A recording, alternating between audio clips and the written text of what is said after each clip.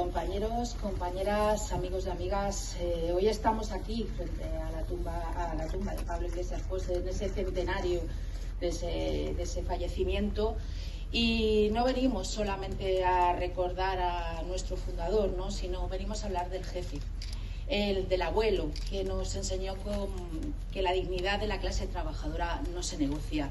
Cuando le decían el jefe, cosa que a él no le gustaba, no era porque se hablara ni del patrón ni de un caudillo, sino que se hablaba de alguien que se ganó ese nombre porque sabía señalar el camino, porque estaba al frente, sí, pero caminando junto a todos nosotros y nosotras.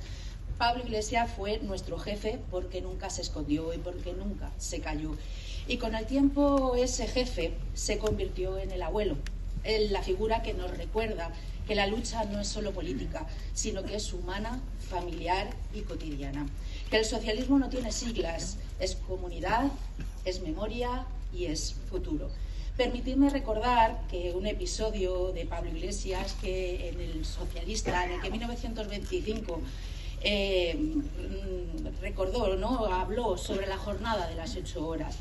Ahí además estaba hablando sobre las campañas de miedo que se querían lanzar contra esa reducción de 8 horas. Decían que la economía se hundiría, que además los trabajadores y las trabajadoras, ¿qué iban a hacer con ese tiempo extra que tenían? Que sobre todo lo que iban a hacer era gastarlo en vicios y en el bar, o que no podríamos competir con otras y otros países, ¿no?, sobre todo para poder ser productivos.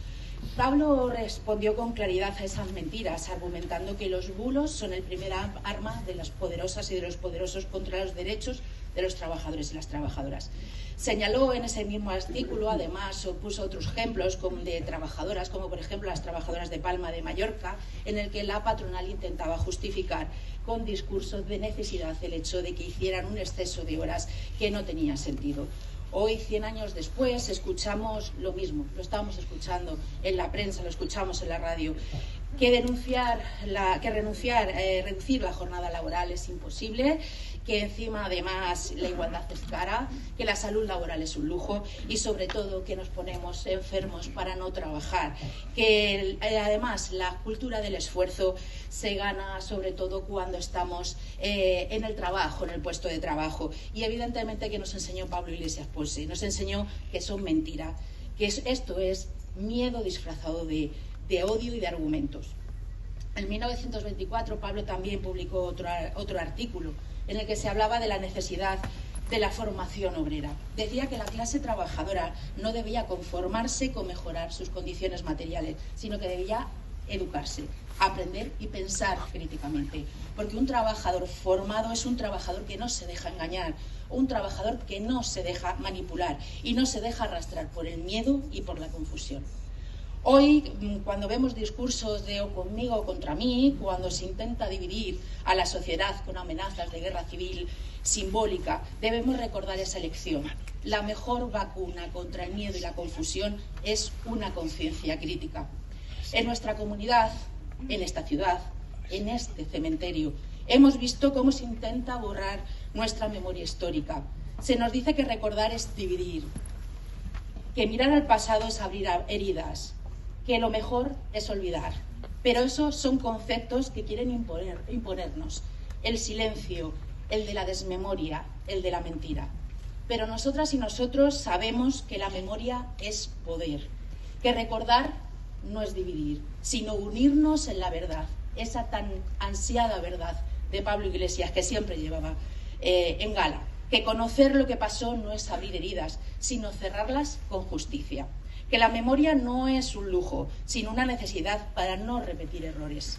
Por eso, frente a quienes intentan boicotear nuestra memoria, nosotros levantamos otro argumento, el de la verdad, el de la dignidad y el de la justicia. Porque sin memoria no hay democracia, sin memoria no hay futuro. El jefe primero y el abuelo después sigue vivo en todas y todos nosotros.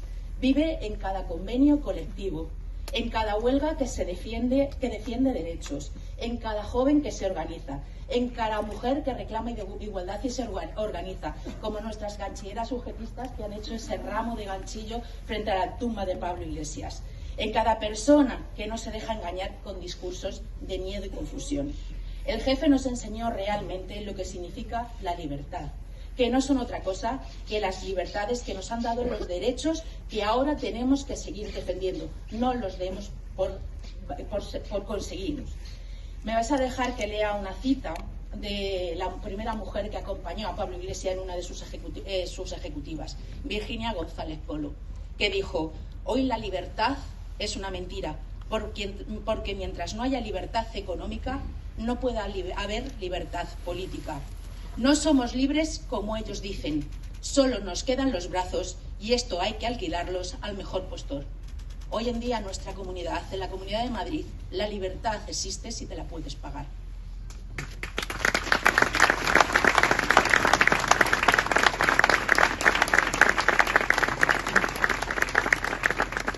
Pablo Iglesias y su legado no está solo en los libros de historia.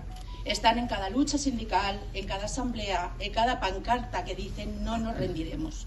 Compañeras y compañeros, este centenario no es solo un homenaje, es un compromiso como gente como Antonio Miguel, que falleció el sábado, un compromiso a seguir su camino, de no dejar que el miedo nos paralice, de no permitir que los bulos nos dividan y generar desesperanzas. Que la UGT Madrid siga siendo la casa del pueblo, la casa de la dignidad obrera, que la formación siga siendo nuestra arma más poderosa, que la memoria de Pablo Iglesias Pose siga viva en cada uno de nosotros. ¡Viva Pablo Iglesias Pose! ¡Viva el socialismo! ¡Viva la lucha de la clase trabajadora!